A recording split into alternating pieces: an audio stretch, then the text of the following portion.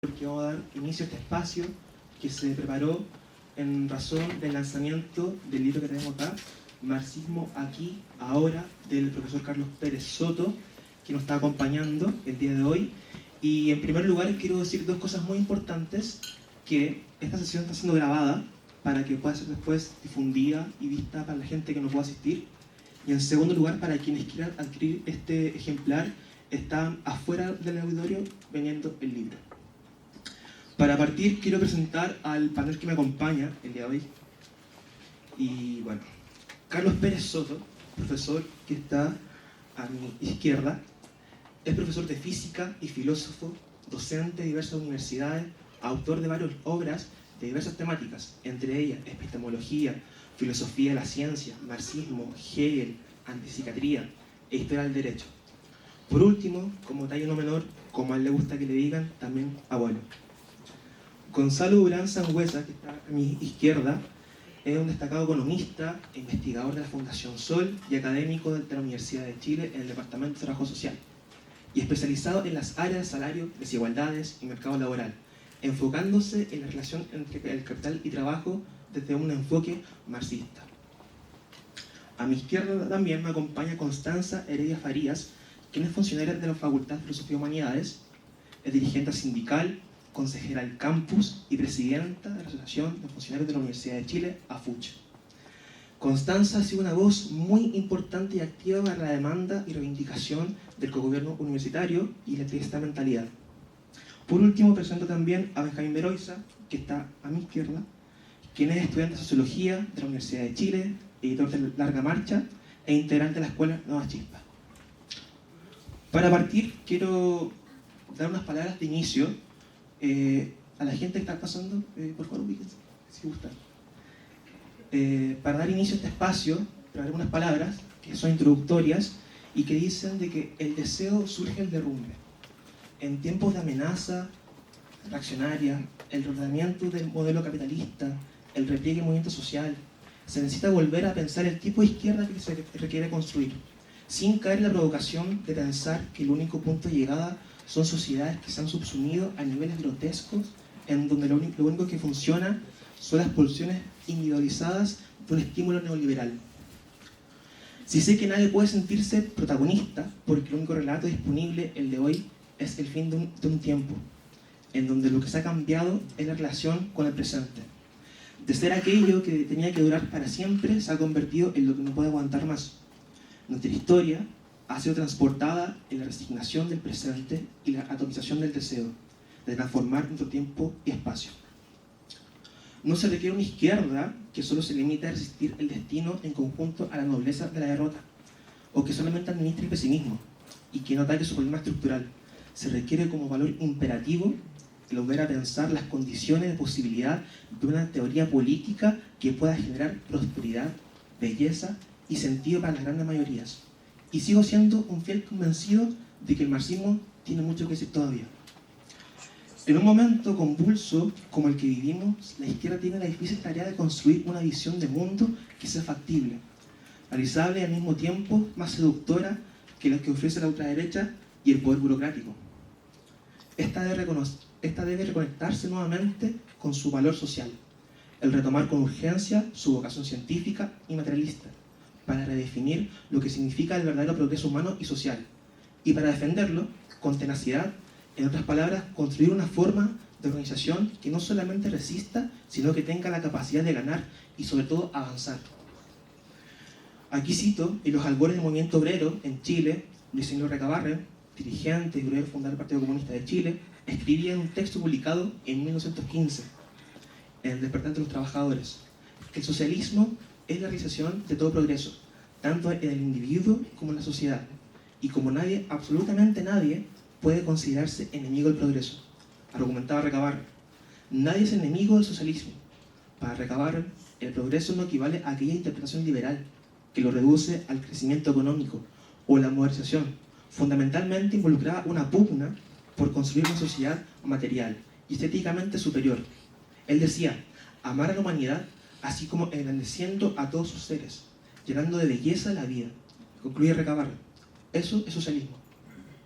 Una idea muy cercana a lo que sostiene José Carlos Marategui que dice que la revolución que era para los pobres no solo será la conquista del pan, sino también la conquista de la belleza, del arte, del pensamiento y de todas las complacencias del espíritu.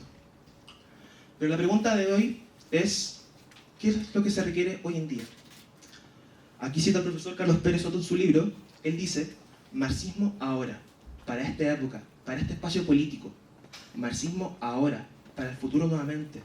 Un marxismo con más futuro que pasado. Nuevamente un marxismo con más voluntad de revolución que timidez autocrítica.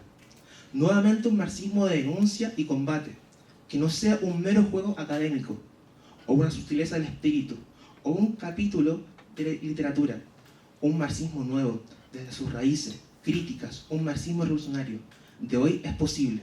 Lo señalan muchos revolucionarios que no son marxistas, que nos acompañan hoy, como nunca, con sus luchas.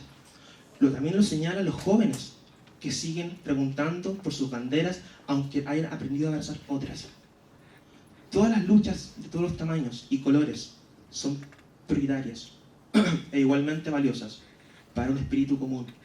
La medida en que estamos más cerca o más lejos de ese espíritu del horizonte comunista queda en evidencia cuando consideramos la generosidad o la falta de esta con que estamos dispuestos a apoyar causas.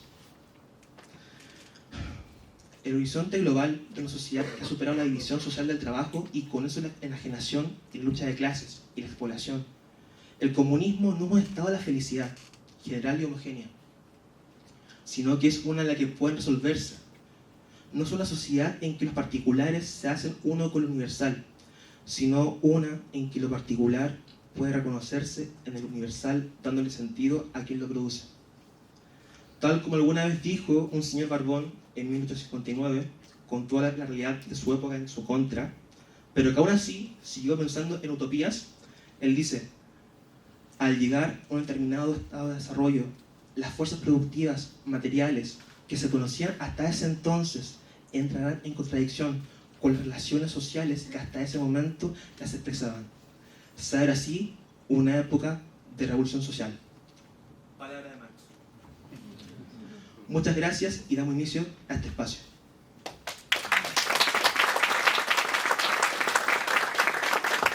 Bueno, las reglas de este encuentro, que veo que son bastantes y nos pone muy felices eso, van a ser que cada persona va a tener entre 15 minutos mínimos y 20 máximo.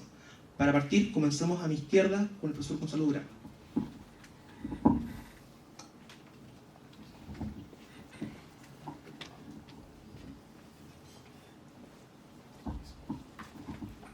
Bueno, muchas gracias por la invitación. Agradezco a Carlos Pérez Soto y a la editorial Larga Marcha por la cordial invitación a hablar de marxismo y de esta nueva obra. Se me ha solicitado una intervención, comentario de la parte 3 del libro Marxismo aquí ahora. La parte 3 lleva por nombre Sobre Economía. Se compone por 4 interesantes capítulos que suman 114 páginas, casi un tercio de toda la obra, que tiene 4 secciones. Como decía, la parte 3 lleva por nombre Sobre la Economía, y en este punto quisiera comenzar con una pregunta que parece muy simple, pero en realidad no es tanto. Y es: ¿qué entendemos cuando hablamos de economía? Muchas veces cuando escuchamos esta palabra pensamos inmediatamente en cosas concretas, en el sueldo que recibimos a fin de mes, en los precios que suben, por ejemplo en el benzinazo, ¿no es cierto?, de estas semanas. También pensamos en las cuentas que hay que pagar, en la deuda que se acumula o en la dificultad que tiene llegar a fin de mes. Es decir, pensamos en la economía como algo práctico, como algo que nos afecta directamente el bolsillo. Y eso está bien, la economía tiene que ver con todo eso, pero también con mucho más. Y el libro de Carlos Pérez, Marxismo aquí ahora, propone entender la economía no solo como un conjunto de números y decisiones técnicas tomadas desde arriba. Carlos propone que la economía es en realidad una forma de organizar la vida. La economía, entonces, si seguimos al autor, puede leerse usando la metáfora del iceberg. Lo que vemos es la apariencia, la punta del iceberg. Pero para entender por qué el iceberg tiene esa punta y esa forma, tenemos que lanzarnos al agua y bucear bajo la superficie y descubrir lo que está ahí, lo que no es aparente. Y desde esa perspectiva entiende Carlos Pérez la economía. Esta perspectiva es desde luego la economía marxista y nos permite entender el modo de producción capitalista, sus contradicciones, sus crisis recurrentes, pero también delinear alternativas para su superación. Para Carlos Pérez, este es el punto de partida económico. El primer capítulo lleva por nombre 40 años del modelo neoliberal. Se trata de un manuscrito del año 2012 que Carlos utilizó y que tiene, a mi modo de ver, plena vigencia. El autor se zambulle y sumerge de inmediato en las profundidades para entender el capitalismo chileno. Carlos va al fondo del iceberg y su propuesta es cambiar la mirada, a dejar de ver la economía como algo lejano y en manos de las y los expertos. Cuando Carlos nos habla del modelo económico, lo que intenta mostrar, y a mi modo de ver lo logra, es una mirada de totalidad, una mirada de conjunto. El autor sugiere que el llamado modelo neoliberal en Chile es una construcción histórica con distintas fases. Una en dictadura, pero otra muy relevante después de la dictadura. Este punto a veces se suele pasar por alto, muchas veces. De hecho, para Carlos, la segunda fase, abro comillas, es mucho más profunda, en que el modelo se extiende y consolida, promovido incluso por los agentes políticos que han sido víctimas en diversos grados de violencia primera y que han usado sistemáticamente esa calidad de víctimas para legitimar como alternativas o como modificaciones en la medida de lo posible los propios dogmas económicos que dicen criticar. Cierro comillas. Carlos propone una caracterización del shock neoliberal basado en 4 políticas. Primero, políticas de precarización del empleo y el debilitamiento de los derechos laborales. Podríamos decir esto como el ataque al trabajo organizado. Segundo, políticas de privatización de ramas de la producción en manos del Estado. Hay privatización de empresas públicas y también mercantilización de derechos sociales. Tercero, la política general de desnacionalización de los recursos naturales. Y cuarto, la política general de liberalización del comercio mundial. Si seguimos la metáfora del iceberg, aquí Carlos Pérez está mostrando cuestiones que son centrales para la lógica de acumulación capitalista.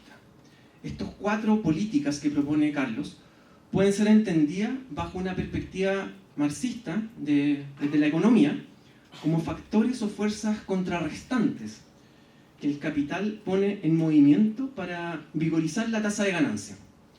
La representación en el momento actual es nítida. Y aquí quiero complementar un poco lo que nos presenta Carlos en su obra, que llega hasta el 2012, con datos también más actuales que reafirman lo que él ya mostraba en ese manuscrito. Según los datos de la encuesta CACEN 2024, que se publicó a comienzos de este año, el 56% de los trabajadores y trabajadoras recibe ingresos menores a 600.000 pesos líquidos y se encuentran altamente endeudados. Hablamos de datos oficiales, más de 11 millones de personas endeudadas sobre 4 millones de personas morosas. Y esa cifra de los morosos, si le agregamos aquellas estadísticas que no son públicas, podría llegar fácilmente a 5 millones. Pero Chile no es un país donde la clase trabajadora produzca bajos niveles de riqueza. Como sabemos bien, y como lo documenta Carlos, el modelo en su apariencia encubre un saqueo de riquezas socialmente producidas. Quisiera mencionar un par de datos adicionales que actualizan y complementan lo ofrecido por el profesor. En Chile, el 10% más rico concentra más del 80% de la riqueza y el 1% más rico sobre el 50% de la riqueza. Y mientras el ingreso per cápita total crece un 90% entre el año 96 y el año 2026, el grupo Luxich, la familia más rica de Chile y una de las más multimillonarias del mundo, aumentó su riqueza en 1000%, totalizando casi 53.000 millones de dólares. Dicho de otra manera más simple, es un modelo que se sostiene en bajos salarios y por arriba tenemos una alta acumulación de capital. Hay un movimiento que es relacional. En este aspecto, un dato clave que expresa la brutalidad del sistema y que encontramos al fondo del iceberg, si seguimos la metáfora, está en el hecho de que de cada 8 horas de trabajo, solo 3 compensan los salarios. El resto, las 5 horas que quedan, son para financiar los bolsillos del capital, de los patrones. Estoy de acuerdo con Carlos también el hecho de que la segunda fase del modelo neoliberal es mucho más profunda. De hecho, en el gobierno de Boric nunca estuvo la convicción real para transformar las relaciones de poder desde abajo. O si no, nos explica que recién este año, el año 2026, a semanas del término de ese gobierno, se presentara un proyecto de negociación colectiva un proyecto para fortalecer la negociación colectiva. Y bueno, hoy CAS impulsa un plan para revigorizar la tasa de ganancia, esta vez vía disminución de impuestos, disminución del tamaño del Estado, aumentar la flexibilidad laboral. En mi opinión, la parte central de esta sección del libro no está tanto en la descripción general del modelo económico chileno, ni tampoco en la discusión sobre el trabajo y la subjetividad, que son importantes, sino en un capítulo muy específico, que lleva por nombre la teoría marxista del valor considerada desde un marxismo hegeliano. Este capítulo comienza alrededor de la página 244 y ahí el autor hace algo que a mí me parece especialmente interesante. Retoma una discusión clásica que viene desde Marx, pero la explica de una forma bastante clara, sin necesidad de llenarse de citas y tratando de mostrar cómo funciona el intercambio en el mercado capitalista. Voy a intentar explicar esto de manera sencilla porque es una idea importante y no siempre presente de forma clara. Cuando nosotros vamos a comprar algo, por ejemplo, un producto en un supermercado, vemos un precio. Ese precio está ahí, parece natural, parece obvio. Entonces uno paga y se lleva el producto. Pero lo que Marx planteaba y lo que este libro retoma es que ese precio no es algo que simplemente aparece porque sí. Detrás de ese precio hay trabajo, hay personas que produjeron ese bien, que dedicaron tiempo, esfuerzo, energía. Entonces la pregunta es, ¿cómo se relaciona ese trabajo con el precio que vemos? Aquí aparece una distinción que es central, la diferencia entre el valor de uso y el valor de cambio. El valor de uso es lo que sirve una cosa, por ejemplo, un alimento sirve para alimentarse, un producto de limpieza sirve para limpiar, eso es bastante evidente. Pero el valor de cambio es otra cosa, es cuánto vale esa cosa en el mercado, cuánto se intercambia por ella, cuánto dinero cuesta. Y lo que Marx plantea y que Pérez Soto retoma correctamente, es que el valor de cambio tiene que ver en el fondo con el trabajo que está incorporado en el producto. Pero no cualquier trabajo, sino algo específico, el tiempo de trabajo socialmente necesario. Esto suena complejo, pero la idea es bastante sencilla si la bajamos a tierra. No se trata del tiempo que una persona particular se demora en hacer algo, sino el tiempo promedio que una sociedad requiere para producir ese bien en condiciones normales. Entonces, en teoría, los productos se intercambian en función de ese tiempo de trabajo, pero aquí viene algo muy importante y que conecto con lo que plantea Carlos. En la práctica eso nunca ocurre de forma exacta. Es decir, las cosas no se intercambian exactamente según el trabajo que contienen. Siempre hay una diferencia entre valor y precio. Y al igual que un átomo orbita en torno a su núcleo, los precios orbitan en torno a su valor. El valor en este sentido es una forma de medir el trabajo que hay detrás de las cosas. El precio, en cambio, es lo que efectivamente se paga en el mercado. Y entre esos dos siempre hay una distancia. Y aquí es donde, desde una mirada más económica, aparece una pregunta clave. ¿Qué es realmente lo que estamos midiendo cuando hablamos de valor? Porque si uno lo piensa bien, lo que estamos haciendo es medir trabajo humano, pero no trabajo individual, sino trabajo social. Estamos midiendo cuánto trabajo en promedio se requiere para producir algo. Eso es muy distinto en pensar la economía solo en términos de precios. Porque los precios cambian todo el tiempo, suben, bajan, dependen de muchas cosas, pero el valor, entendido como trabajo, apunta a algo más profundo, apunta a la base de la producción. Ahora bien, Carlos Pérez Soto hace algo interesante y que es correcto desde el punto de vista teórico. Insiste en que el valor no se ve directamente, lo que vemos son los precios. El valor está detrás, como una especie de fundamento que organiza el intercambio, pero que no aparece de manera evidente.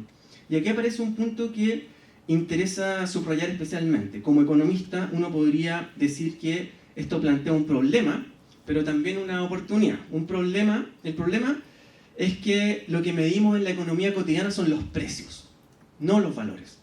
No tenemos una etiqueta que diga cuántas horas de trabajo hay detrás de cada producto, lo que tenemos es un número en dinero.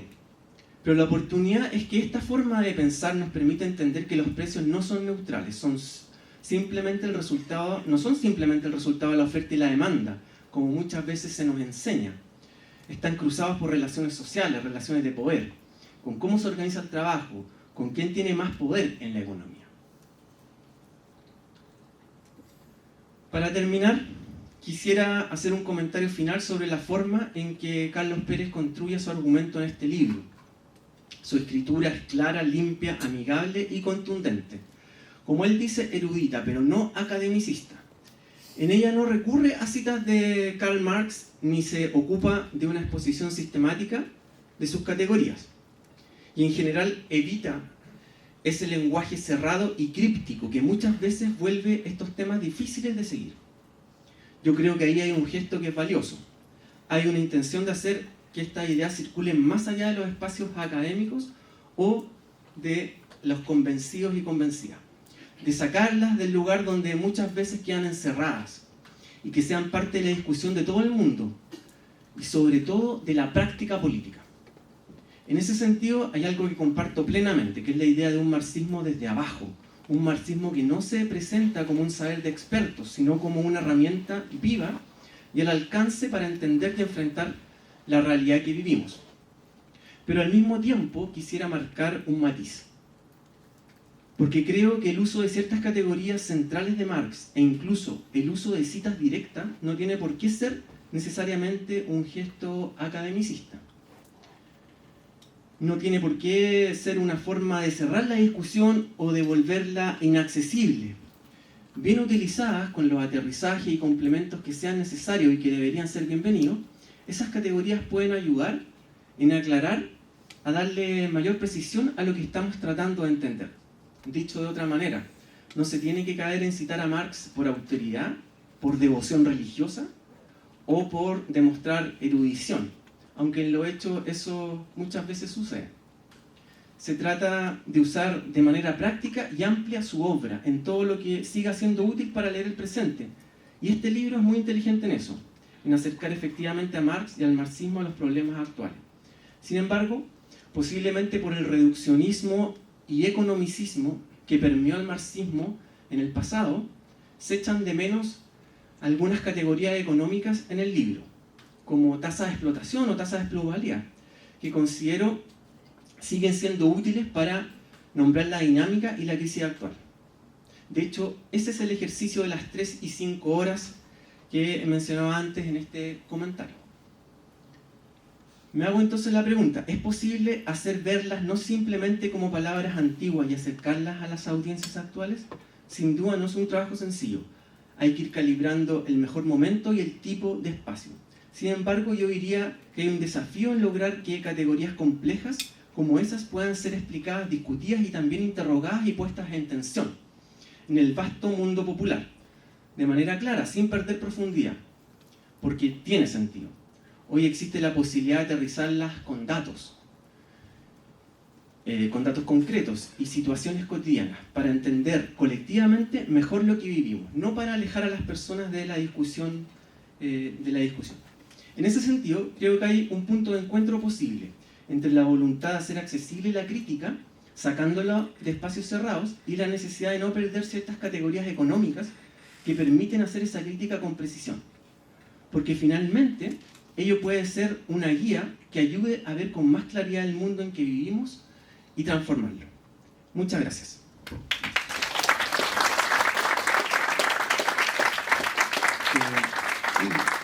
Muchas gracias, profesor. Por favor, quedan 2 espacios acá disponibles para la gente que quiera como sentarse. Eso, por favor, si pueden mover como para acomodar. Aquí quedan 2, creo que allá no queda ninguno. Queda uno, parece, me dicen para allá. Queda otro igual. Así que quieren sentarse, ya. Damos paso a Constanza, su intervención. ¿El micrófono tiene el paso?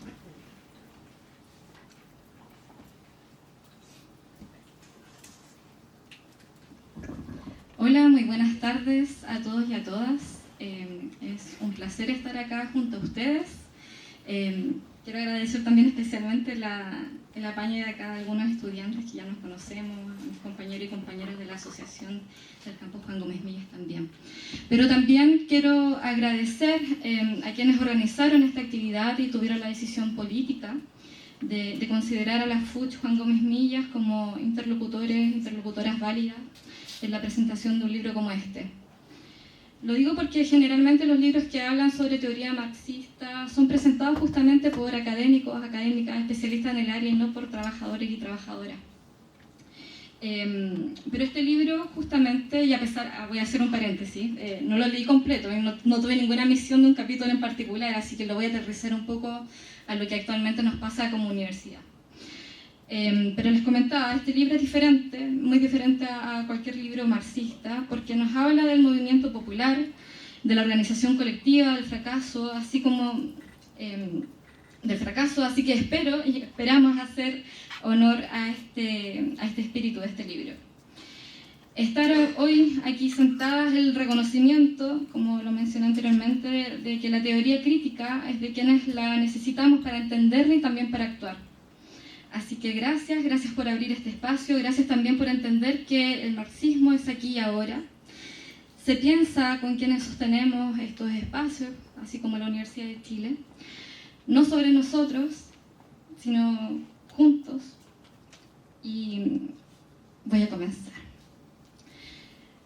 Yo creo que es muy lógico lo que voy a decir, pero claramente nos encontramos en un proceso muy, muy complejo. Hemos perdido la organización, y no lo digo solamente como a modo de trabajadores y trabajadoras, sino que es un tema colectivo. Y lo poco que hay de organización muchas veces queda como en los planos simbólicos. Y pienso que enlazar esa organización colectiva tiene raíz en politizar el malestar. Y esto nos pasa mucho a nosotras como en la organización. Generalmente las molestias vienen como de lo personal. Y cuando hablamos de politizar el malestar tiene que ver un poco con decir, bueno, esto que me pasa a mí como trabajador o trabajadora también le pasa al resto. Y se hace más sentido porque ya el malestar es colectivo. Yo creo que este libro justamente busca guiarnos en esto. Obviamente no es un recetario, claro está. Hay algo a mí en el libro que me hace sentido cuando se habla del fracaso como una condición para rescatar lo que es útil de Marx. Y es porque vivimos en un fracaso constante. Nosotros desde la organización lo vivimos también así. Hay muy pocas luces a veces como de victoria, ¿cierto? Y bueno, hace un par de días atrás, a propósito de una investigación que estamos haciendo ahí en la FUCH, me encontré con un texto de un candidato a rector, Alfredo Havresich, y se titula así: Un gran desafío, la reforma al poder para construir la nueva universidad. Es un texto maravilloso, está en línea, está en la Biblioteca del Congreso por si alguien lo quiere leer. Y en él se plantean 10 desafíos. Y el primero, que es como una bofetada a lo que actualmente está ocurriendo en la universidad, dice así: La Universidad de Chile será libre, democrática, crítica, creadora, nacional, antiimperialista e íntimamente comprometido con nuestro pueblo. Hoy, más de 50 años de su publicación, nos parece lógico preguntarnos en qué se ha convertido esta universidad que se aspiraba en aquellos tiempos. Una universidad en conflicto, claro está, con la estructura social dominante. El quehacer universitario no debería ser neutro, pero ¿qué más decían? Decían que se tenía que establecer una renta nacional para liderar a la universidad de los gobiernos. Reclutamiento de los talentos a los 13 años entre quienes no tenían recursos. La unidad de extensión y de vinculación con el medio tenía que servir como un espacio de interacción con la clase obrera campesina, no como difusión de la burguesía como vemos actualmente en la universidad. El cogobierno de la base a la cúspide. Una sola carrera académica con iguales derechos para iguales responsabilidades. Y luego, obviamente, la dictadura, todo este proyecto lo destruye y lo sigue destruyendo hoy en día con esta postdictadura. Y este proyecto, que era radicalmente democrático y radicalmente popular, se va extinguiendo con el tiempo. La transición democrática, como había mencionado también anteriormente, esta postdictadura, no restauró este proyecto, sino que más bien lo gestionó. y nos dio varios márgenes, sobre todo a nosotros como trabajadores y trabajadoras. ¿Y qué tenemos hoy en día en la universidad? Bueno, la Universidad de Chile hoy compite por matrícula, funciona como feudos, ¿cierto? Y en algunos espacios también funcionan como unas monarquías pequeñas. También son externalizadas. Con nosotros como funcionarios también con regímenes muy precarios, con mucha estabilidad laboral, con mucha normativa en papel, pero poca práctica en el día a día. Y por supuesto los estudiantes que hoy están presentes endeudados. La Universidad de Chile conserva su nombre y también la tradición, esta tradición elitista que está totalmente enquistada y fue despojada de todo aquello por lo cual se luchó. Y acá Pérez Soto me obligó a reflexionar, a pesar de que no leí el libro completo, pero sí una parte. Y espero que también los obligue a pensar en esto. Es que hemos hecho nosotros, los que estamos aquí presentes, los que trabajamos, por ejemplo, en la asociación o los mismos estudiantes, para defender lo que teníamos en ese tiempo. Y yo creo que es bueno también, como lo he dicho con algunos dirigentes cuando estamos en estas discusiones de repente álgidas, que hay que primero decirnos las verdades para después seguirnos mintiendo. Y hemos hecho poco, no porque no exista gente que no sea capaz, yo creo que hay mucha gente capaz, y yo creo que este campus es muy capaz de volver a luchar por lo que teníamos antes en la universidad. Pero el problema, creo yo, y ahí lo enlazo un poco con el texto de Pérez Soto, es que nos organizamos mal y no somos capaces de unirnos, pero de unirnos de verdad. Y bueno, obviamente lo que les estaba planteando no tenemos, y también es grave, una coordinación estable, una estrategia a mediano plazo, una estructura que sea capaz de mantener estos espacios cotidianos. Hace unos días atrás, esto lo comento porque me parece importante, hay poquitos trabajadores, pero están los estudiantes acá presentes, tuvimos un encuentro en la CUT. Y claro, nos estaban llamando el 1 de mayo. Bueno, hay que marchar el 1 de mayo, por supuesto que hay que marchar. Pero ¿qué más viene? ¿Cuál es el horizonte? Vamos a marchar y el otro día ¿en qué nos vamos a quedar? Vamos a hacer asamblea, ¿por qué vamos a luchar? ¿Cierto? Lo digo porque creo que muchas veces, si bien puede existir direcciones claras, nos falta como más estructura, como más proyección a mediano y a largo plazo. Y es lo que vemos acá también en el campus. Hay asambleas, de repente yo digo, bien, se están armando los chiquillos, las chiquillas, genial, una maravilla, pero después como que nos vamos dispersando y van apareciendo cada vez más cosas. Y bueno, ¿qué nos dice este libro entonces? Uno, que la defensa de lo conquistado obviamente no alcanza. No basta con defender la gratuidad, no basta con defender el presupuesto. Es necesario, pero tenemos que saber construir algo nuevo. Esta construcción debe estar alejada de cualquier aparato institucional. Las organizaciones territoriales, los movimientos, por ejemplo, feministas, sindicales, todo esto tiene que estar como fuera de lo cotidiano, de esta burocracia, ¿cierto?, que vemos como muy cotidiana. La Universidad de Chile tiene un rol que obviamente no está cumpliendo, y eso lo sabemos muy bien. El otro día con la exposición de las 4 candidatos nos quedó, creo que, muy claro. Si bien somos la universidad más grande, con una tradición histórica, con una masa crítica, que en cualquier otro momento histórico sería fuerza social decisiva, hoy estamos dispersos. Y para finalizar, quiero mencionar que, claro, este libro nos propone ser honestos y honestas con nosotros y con nosotros todos. Y quiero decir con esto que necesitamos esta honestidad para poder llevar a cabo una tarea de construcción, y que sea una construcción transversal. No solamente triestamental, sino que pluriestamental, porque también muchas veces se deja a un lado a los compañeros de los sindicatos acá en la universidad. El movimiento popular deben estar acá con nosotros y nosotras, y si no, no van a ser nunca. Eso. Muchas gracias.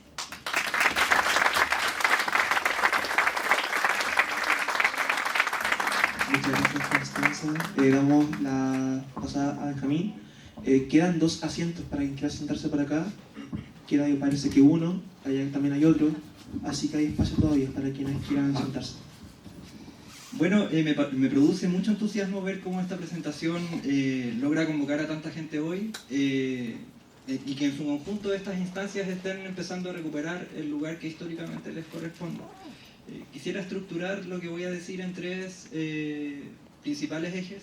En primer lugar, la necesidad social de la reedición de este libro. En segundo lugar, una breve reseña de qué es el libro.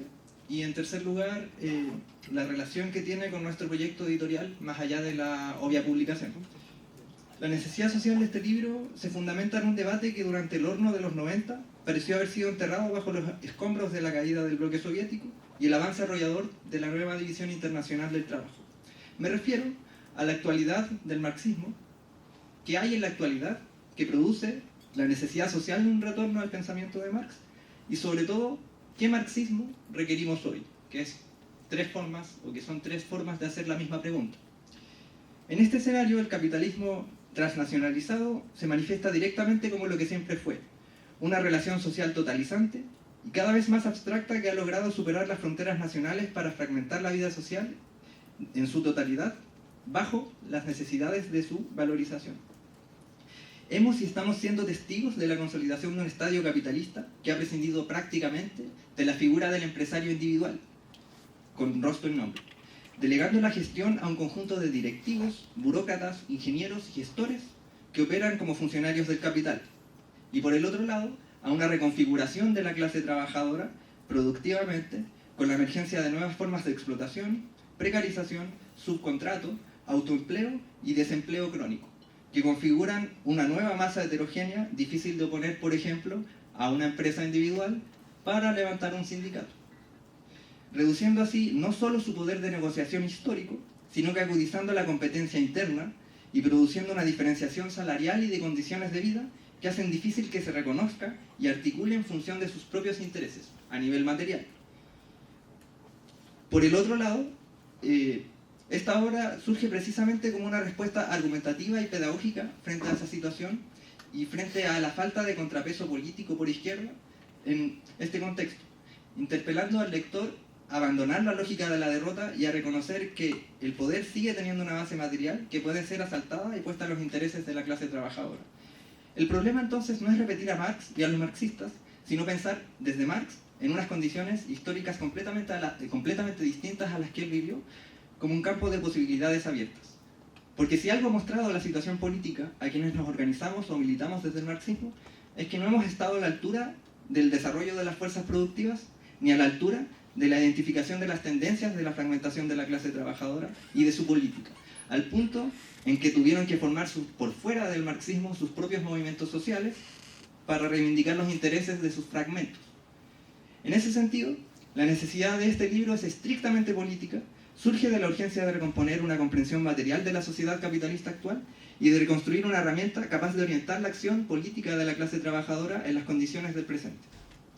El libro Marxismo aquí ahora es una segunda edición ampliada respecto de la original de 2014, compila 17 escritos estructurados en 4 grandes campos del saber, divididos como secciones específicas, utilizando la crítica de la economía política, la idea de la lucha de clases y el horizonte comunista como hilos conductores. Lo que distingue a este texto del marxismo académico es su apuesta decidida por un marxismo argumentativo, que apela a la potencia de la razón en lugar de refugiarse en la acumulación filológica de citas para irlas intercalando entre los argumentos y validar cada enunciado con un falso argumento de autoridad. Es un libro que tiene la valentía de enfrentar los saberes del capital en su propio terreno a través de una crítica interna de cada uno de los 4.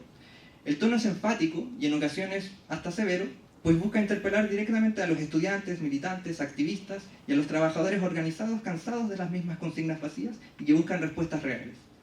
Cada apartado ocupa un lugar específico sin extenderse más allá de lo debido, cerrando siempre con conclusiones políticas claras. Al mismo tiempo aparecen giros irónicos, ejemplos medio caricaturescos y una cierta narrativa que hace que la lectura sea más amena y agradable. Hay otras 3 cosas que aparecen como centrales del libro. En primer lugar, el fundamento metodológico de este trabajo descansa en una lectura hegeliana de Marx que permite aprender la realidad social, como diría Marx, en tanto es un concreto caótico, indisoluble y contradictorio, en constante movimiento.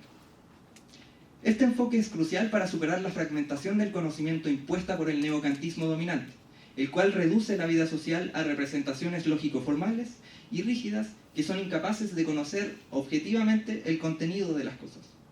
Al asumir esto, el libro avanza en disolver los binarismos paralizantes que han marcado el desarrollo de las ciencias sociales, tales como la dicotomía entre estructura y agencia, necesidad y libertad, que es, por ejemplo, el fondo de la disputa o de la vieja disputa entre el estructuralismo marxista y el historicismo británico, yendo más allá de los límites que nos ponen a nosotros, en general, sobre todo en la universidad, la forma de conocer convencional.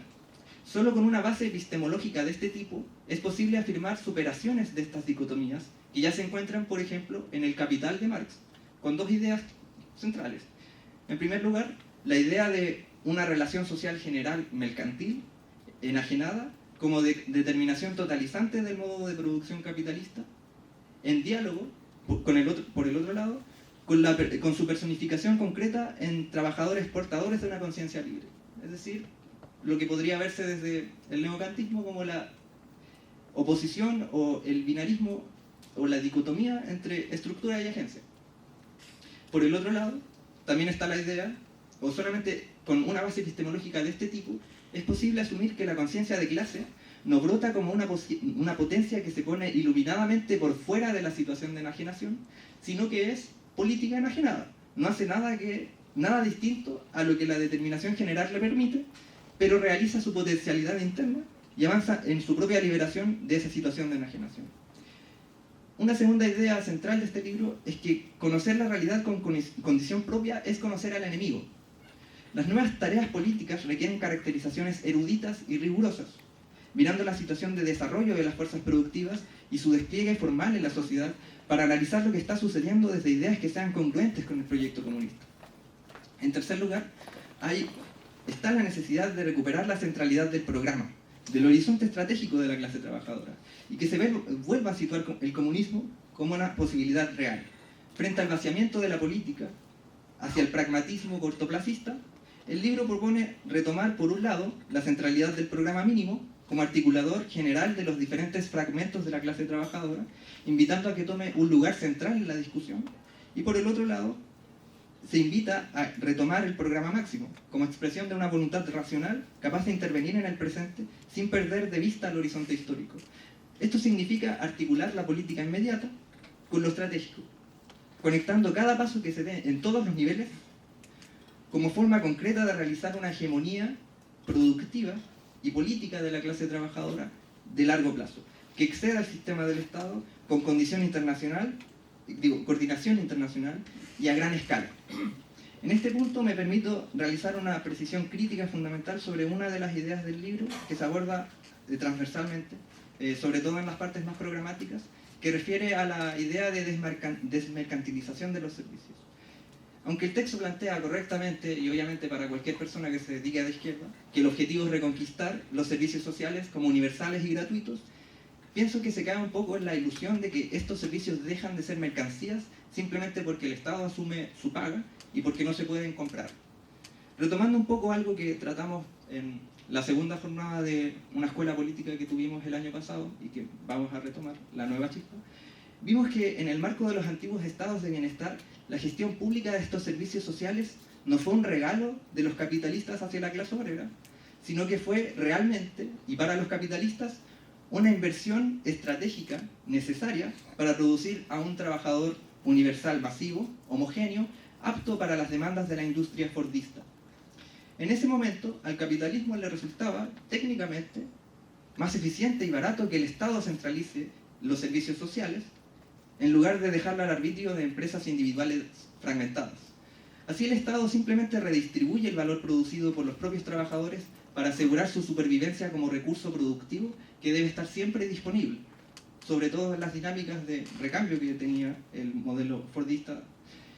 Y entonces la verdadera desmercantilización de los servicios no se logra mediante un aumento del gasto público para hacerlos gratuitos, sino que su condición de mercancía solamente puede eliminarse con la abolición definitiva de la relación social del capital.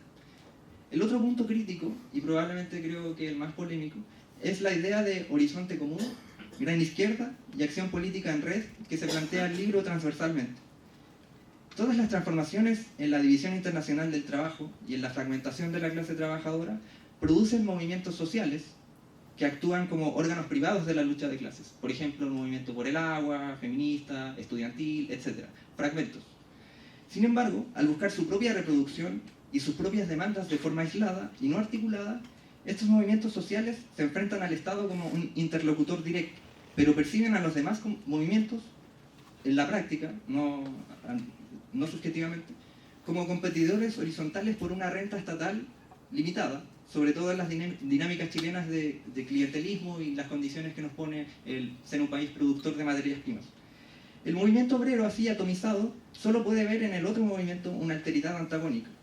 Incluso podría decirse que los movimientos sociales se han vuelto, o se volvieron, porque ya podría decirse que esa forma de organización ha estado un poco en picada, se volvieron igual o más verticales y caudillistas que el sindicalismo clásico, que era la razón por la cual se estructuraban por fuera del mismo.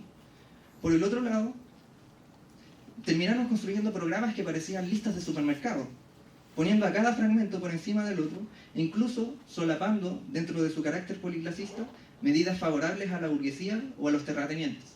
Por ejemplo, en los movimientos por el agua que se dan por región, como comuna, por ejemplo, en contra de mineras o grandes capitales internacionales, los que terminan ganando en última instancia son las pymes y los campesinos medios. Los trabajadores rurales pierden.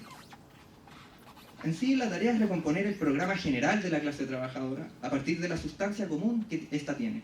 Y desde ahí, que esto no significa poner en un lugar secundario o de segundo orden, desde ahí atender las reivindicaciones fragmentarias, en vez de partir al revés, buscando que por arte de magia se llegue a una voluntad general de la clase trabajadora a partir de la articulación de sus fragmentos aislados. Y bueno, para terminar, quisiera, sobre todo en el marco del Día del Libro, que es mañana, quisiera reafirmar el compromiso de nuestra editorial con la democratización del saber y con el acceso al conocimiento como una producción social que no le pertenece a ningún individuo, histórica, porque es intergeneracional, y colectiva. Entendemos que el desarrollo del conocimiento no es obra de genios aislados, aunque tengamos uno aquí sentado en esta mesa, sino el resultado del trabajo acumulado de generaciones que en su relación con la naturaleza han ido produciendo y reconstruyendo las condiciones materiales y conceptuales del pensamiento contemporáneo. Desde esa comprensión, nos proponemos construir un proyecto editorial que no sea para venderle a un nicho de mercado más. Buscamos entregar una herramienta al servicio de la formación política y la organización de la clase trabajadora, que en general es lo que nos rige por principio. El ser una editorial marxista de acceso libre, que democratice el saber para quien quiera acceder a él, el entregar libros a precios justos y al alcance de todos los bolsillos, sin intermediarios tercerizadores que encarecen el libro con trabajo improductivo o fragmentario. Y ser una editorial con independencia de clase que no se vea obligada a hacer concesiones en su línea editorial para mantener lazos clientelistas con los fondos concursables del Estado o con sus partidos. Somos una editorial estrictamente marxista, sin pedir perdón y sin escondernos, pues entendemos que la reconstrucción del programa de la clase trabajadora es el único camino para la toma del poder político y la superación de la prehistoria de la explotación. Creemos, así, estar contribuyendo a la construcción de ese horizonte de una sociedad superior, de individuos libremente organizados, sin clases ni Estado, a través de la organización consciente de la vida social, en el que la capacidad genérica, creadora de la clase y de la humanidad prime, y que no esté vinculada a través del dominio indirecto de la relación mercantil y la enajenación. Esperamos que este libro sea una herramienta útil y que se presente todas las veces que sea necesario para darle difusión. Muchas gracias.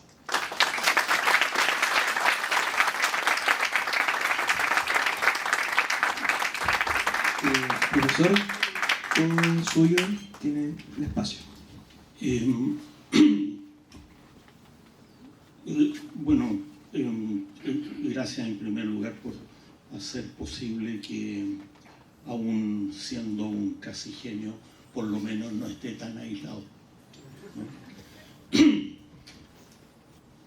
Agradezco en primer lugar a la editorial Larga Marcha, sobre todo por su voluntad política y por estos gestos, ¿no es cierto?, de considerar que las cosas que he escrito pueden servir a esa voluntad política, ¿sí? Tengan presente que este libro que está muy bien impreso, muy presentable, cuesta menos de 9 lucas, lo que no es habitual, pero además en el sitio de Editorial Larga Marcha está en PDF, para que sea liberado, para que cualquiera pueda leerlo. Y eso a mí me llena de orgullo, ¿no? De que alguien diga, mira, texto de Carlos Pérez, liberado para que cualquiera pueda leerlo, ¿sí? Y para que esto siga funcionando además comprendo. Quiero agradecer a Gonzalo Durán por su comentario. Hay que tener presente que él ha hecho un importante esfuerzo por calcular en términos empíricos los conceptos no visibles, ¿no es cierto?, con que razona Marx, ¿eh?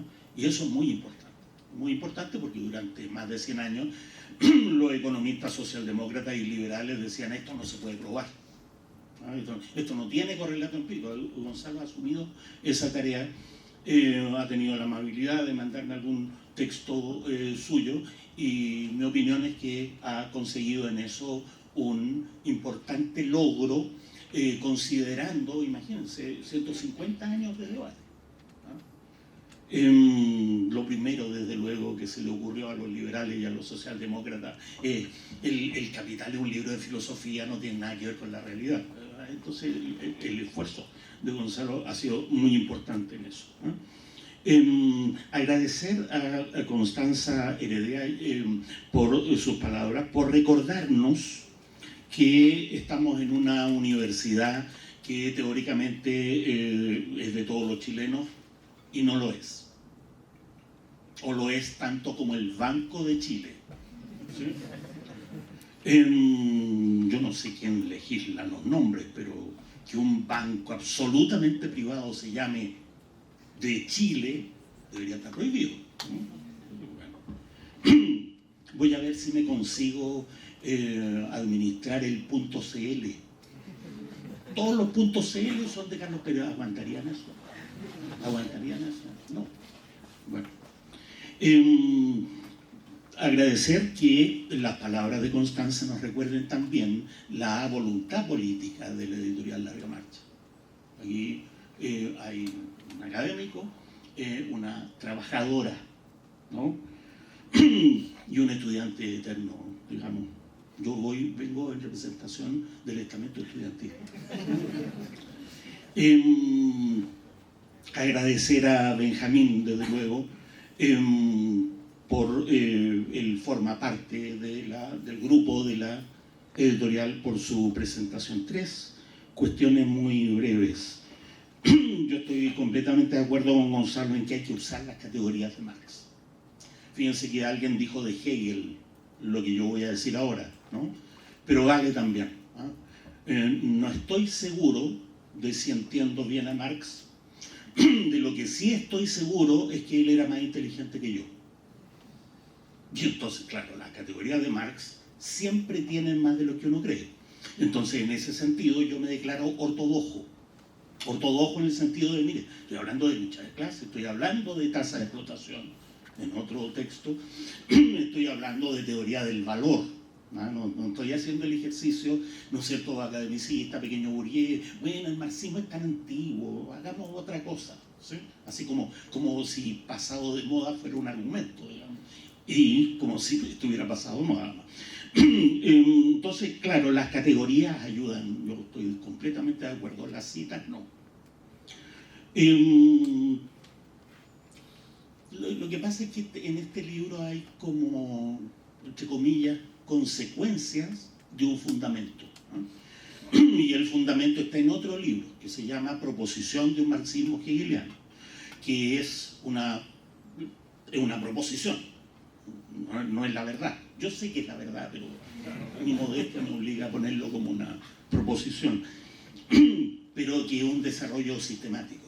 Esto es el marxismo, ¿no? El marxismo, perecismo por lo menos. Otra precisión, por supuesto que los servicios digo por lo que decía Benjamín, son mercancías y alguien tiene que pagarlas. Tenemos que tener perfectamente claro cuánto cuesta la formación universitaria. El asunto es que en el Estado capitalista, los capitalistas tienen que pagarla a costa de la ganancia. Y eso se hace a través de los impuestos. Porque como nos recuerda Benjamín, mientras estemos en el capitalismo, las universidades existen parcialmente para reproducir la fuerza de trabajo capitalista, parcialmente. En una parte muy importante, las universidades existen para reproducirse a sí mismas, porque forman parte de lo que yo llamo usufructo burocrático. Solo hay universidad para que nosotros podamos hacer clases en la universidad. Solo hay proyectos de investigación para ganarnos un bono a través del proyecto de investigación. Eso no tiene ninguna racionalidad que tenga que ver propiamente con el capitalismo, salvo la circulación del capital en general, ¿no es cierto? En una sociedad burocrática, las universidades tienen que pagarse extrayendo recursos del usufructo burocrático. Y en un estado de trabajadores, las universidades tienen que pagarle a los trabajadores. ¿Se entiende? Pero el principio yo creo que es correcto. Siempre tenemos que tener presente que no hay universidad gratis. Alguien la paga. Y en este momento, con la gratuidad de la educación, la están pagando los estudiantes que son trabajadores, los padres de los estudiantes que son trabajadores, ¿no? Prácticamente, es decir, vamos a la cifra, pero más de la mitad del financiamiento universitario sale del bolsillo de los propios usuarios. Eso es una barbarie que no se hace ni en los países burocráticos, ni siquiera en los países capitalistas. Ya le gustaría a Margaret Thatcher, a Ronald Reagan, a Donald Trump haberlo hecho y no lograron hacerlo. Ya le gustaría a Milei y no va a lograr hacerlo. ¿Se dan cuenta? Eso. Yo siempre respondo muy rápidamente las preguntas. Y entonces podemos hacer, ¿no es cierto?, preguntas y yo... Sí, por supuesto, profesor. Bueno, estábamos pensando, como hay esta gente, probablemente hay estas preguntas, hacer 2 rondas organizadas en tandas, así que ¿quién quiere hacer una pregunta? Levante la mano, por favor. No, pero como ping-pong, ¿no? Claro, ping-pong. ¿La mano? No me digan que los convencí de todo. Creo que ahí hay una pregunta. Si te puedo acercar el micrófono, perfecto, por favor.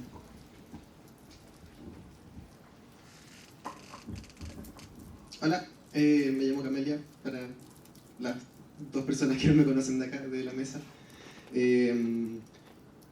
Lo que apunto a preguntar, soy estudiante de historia, por cierto. Apunto a preguntar a capaz una cuestión más cizañera, un poco más crítica dentro de lo que es el propio proyecto marxista. Me parece relevante siempre plantearnos la pregunta desde que no estamos en el sector revolucionario, la vereda popular. ¿Qué va a pasar cuando, por ejemplo, el poblador o la pobladora rechacen el concepto del marxismo? Creo que es importante, hablando de conceptos marxistas, de las categorías marxistas, entender que los conceptos van cambiando a raíz de cómo se van usando. Y en ese sentido tenemos la desgracia de que los partidos que se han acuñado los propios conceptos del marxismo han devaluado la propia imagen del comunismo, del socialismo, del marxismo, siendo que el gobierno pasado, precisamente, teniendo una coalición con un partido llamándose leninista, tuvo políticas propiamente antipopulares. En ese sentido, ¿qué propone usted como autor o las personas de la mesa que le gustaría responder desde un punto concreto? ¿Qué vamos a hacer cuando queramos llevar categorías marxistas, pero la propia base social a la que queremos llevar teoría y ayudar y ser parte del movimiento popular digan esas categorías no nos sirven porque nuestra formación política es nuestra propia realidad?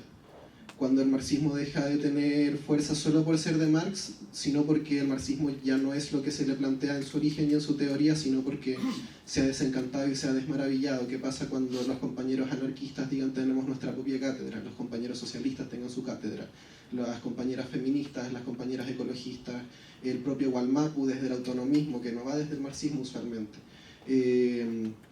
¿Vamos a insistir llevando a Marx al pueblo o vamos a dejar que el pueblo levante su propia teoría? Esa es la pregunta. tengo un amigo comunista que me dice, pero tú dejaste de ser comunista.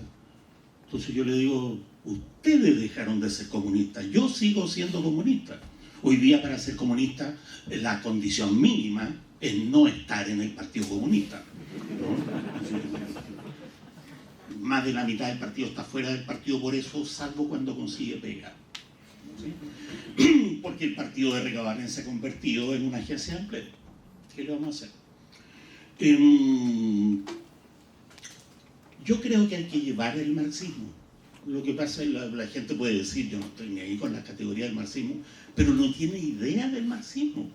No tiene idea, o sea, me cuentan los estudiantes que acá de repente se explica marxismo, ¿no es cierto? Y el estudiante tiene acá a Marx, escucha lo que le dice el profesor y el profesor no tiene idea en la universidad de lo que es el marxismo. Nosotros como marxistas tenemos que llevar el marxismo, los compañeros anarquistas tienen que llevar el anarquismo, las compañeras feministas radicales tienen que llevar, ¿no?, un feminismo radical, proletario, sindical, ¿no es cierto?, a la base popular, porque las organizaciones hacen eso, ¿no? Y nosotros tenemos que crear una cultura de la más amplia tolerancia en que las discusiones en la izquierda no son las discusiones doctrinarias, que los marxistas discutan con los marxistas, que los anarquistas discutan con los anarquistas, pero la discusión entre los marxistas, las feministas y los anarquistas no tiene ningún sentido, solo pone división y excusa donde debería haber unidad de propósito y tolerancia, ¿no? Lo mismo pasa con las formas de organización. Lo que pasa es que ustedes creen en el centralismo democrático, nosotros somos horizontes, no tiene ningún sentido discutir eso. Por eso la idea de izquierda en red, ¿sí?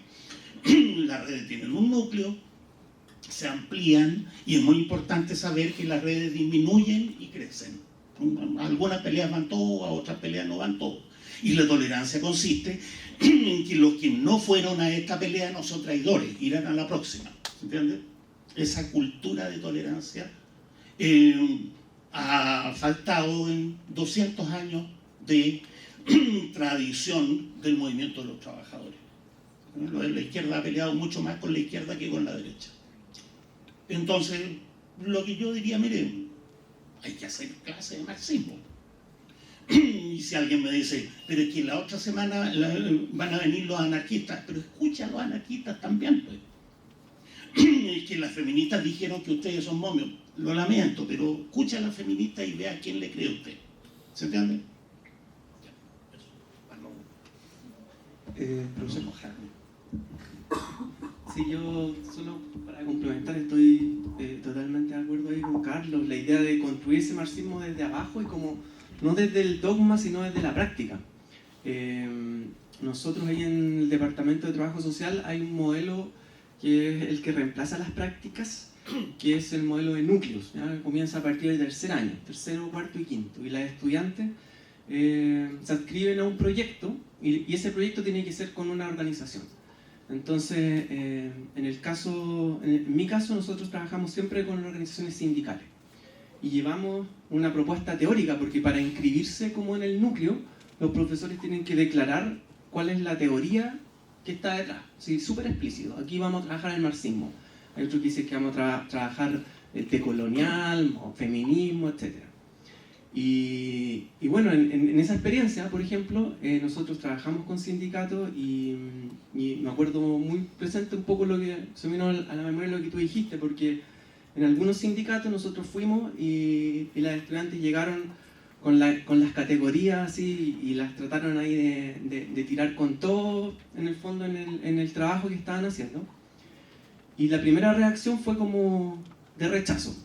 Por parte de las bases también, porque obviamente es como que el marxismo no es que esté como a flor de piel, como dice Carlos, hay que hacer esa pedagogía. Resulta que al final del núcleo ya la cuestión, la dinámica era otra, ya como que se entendía un poco a dónde apunta el marxismo, cómo leer, como herramienta también para leer la sociedad que estamos viendo hoy en día. Entonces ahí un poco lo que tú dices, claro, al comienzo una parte no creían en los conceptos marxistas, pero al final del ejercicio terminaron, yo creo, todos creyendo en los conceptos marxistas. Entonces se trata un poco de dar esa parte como de educación popular también.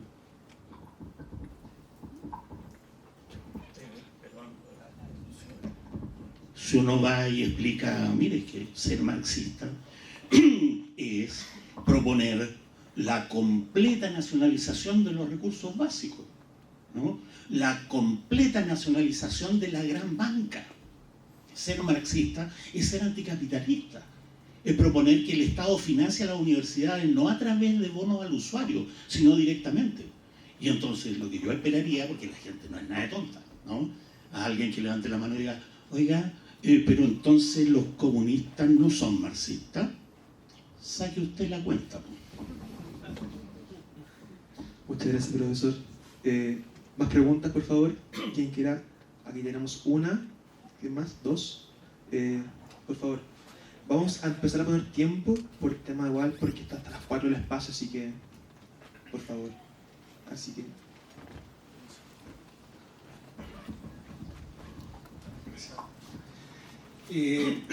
En línea con la pregunta anterior y quizás para tratar de dilucidar un poco la complejidad de las categorías y la formación en general, no solo profesional o académica, sino intelectual, a mí me gustaría preguntarle a la mesa cómo podemos salvaguardar, cómo podemos cubrir, ¿no es cierto?, la formación intelectual o la formación académica, etcétera, deficiente que tenemos en el país, y cómo esto nos impide comprender el marxismo.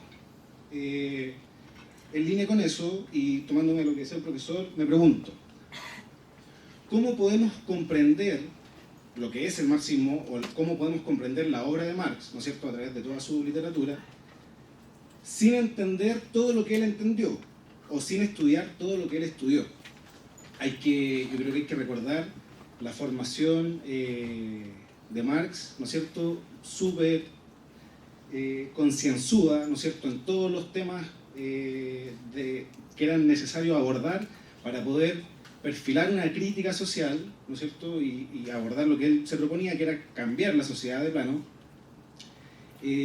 ¿Cómo ustedes nos pueden ayudar? Yo, tengo la fortuna de ser profesional, pero también tengo la fortuna de ser un popular, lo que se dice, ¿no es cierto?, una persona que se crió en una población, con problemas típicos de problemas de una población, ¿no es cierto?, drogadicción, etcétera, falta de trabajo, alcoholismo, etcétera, violencia. Me he formado en el marxismo, estudié una carrera profesional, pero siento que hay una desconexión muy grande entre, inclusive yo soy constructor, no tuve la fortuna de estudiar alguna humanidad, alguna ciencia social, pero siento que inclusive compañeros, amigos, que son formados en la ciencia social y en el humanismo, muchas veces carecen de una formación general, intelectual, en toda la amplitud del conocimiento, ¿no es cierto?, en todas las culturas, para poder comprender realmente el proyecto de Marx, que es cambiar la sociedad. A mí me gustaría responder un poco la primera y segunda pregunta. Yo creo que el marxismo no se lleva directamente al momento de hacer política. Uno operacionaliza la política a través del programa. No podríamos esperar que todos los trabajadores tengan que pasar por una formación marxista, menos en las condiciones actuales, para convencerse de una forma de acción política. Lo que uno lleva, por ejemplo, no sé, si uno quisiera hacer política en esta universidad, no lleva las categorías marxistas directamente. Primero tiene que hacer un análisis marxista de la educación superior, después tener un programa, y después de ese programa, que se compone de un nivel máximo y mínimo, el máximo es lo que ocurre después de la toma del poder y el mínimo es lo que puede hacerse antes, uno hace política con el programa mínimo.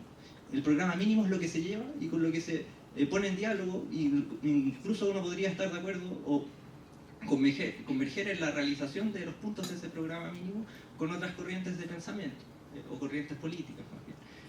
Y lo otro, como respondiendo a Richard, creo que la universidad no tendría por qué hacer eso. La universidad no porta esa potencialidad por su carácter por así decirlo, de reproducción de la fuerza de trabajo. Lo que se está produciendo son atributos para producir fuerza de trabajo calificada.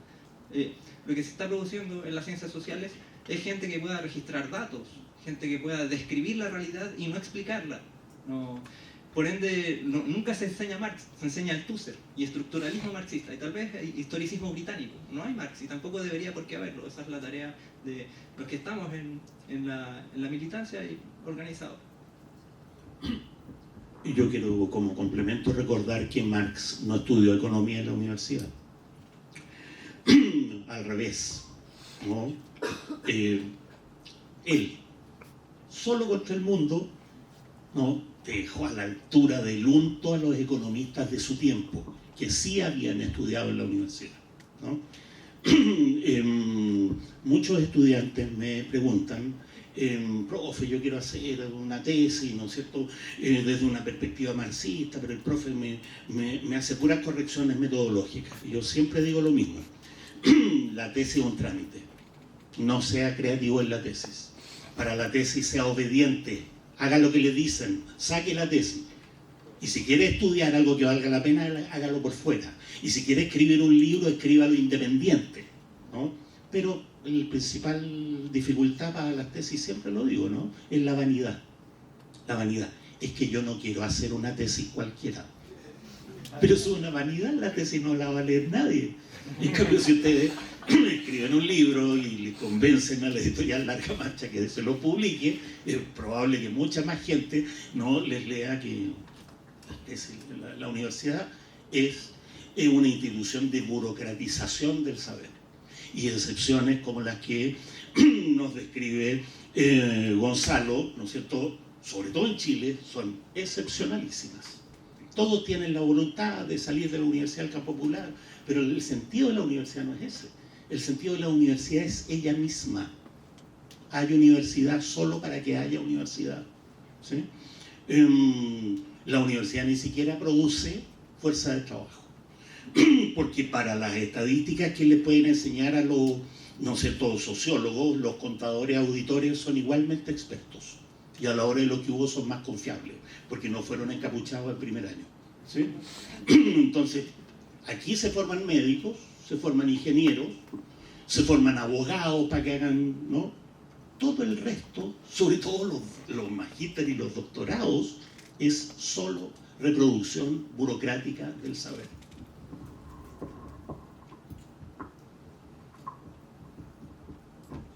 Sí. Bueno, solo, claro, agregar que aquí yo en esta universidad ya tengo soy relativamente nuevo, como cerca de 3 años voy a cumplir, y efectivamente uno observa esa parte que tú dices, como de la formación y las oportunidades como que hay también para aprender economía política marxista.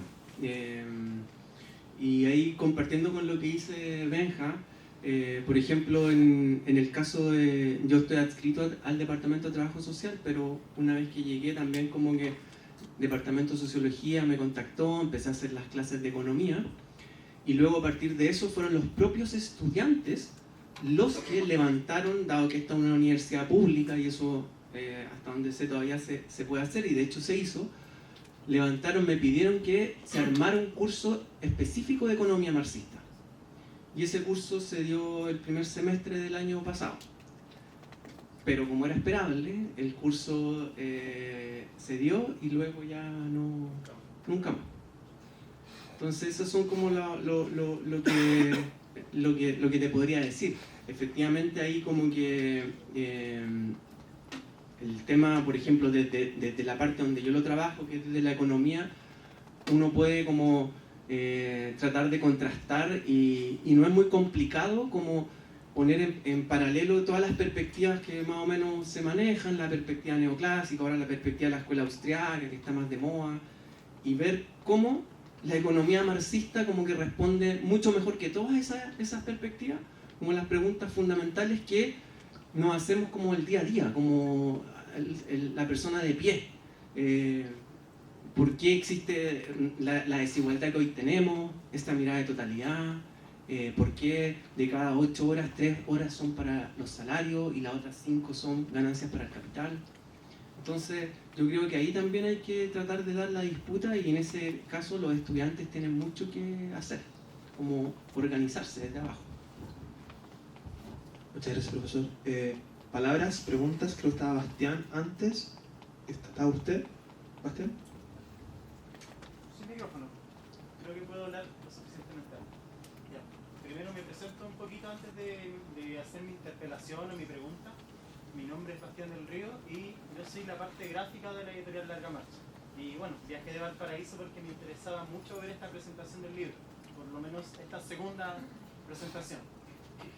Dicho aquello, me gustaría a nombre personal y no a nombre de la editorial hacerle una interpelación a Carlos sobre parte de lo que es el contenido del libro, pero también parte de lo que ha planteado Carlos a través de sus obras y a través de sus exposiciones hace bastante tiempo, que es este concepto de la izquierda en red.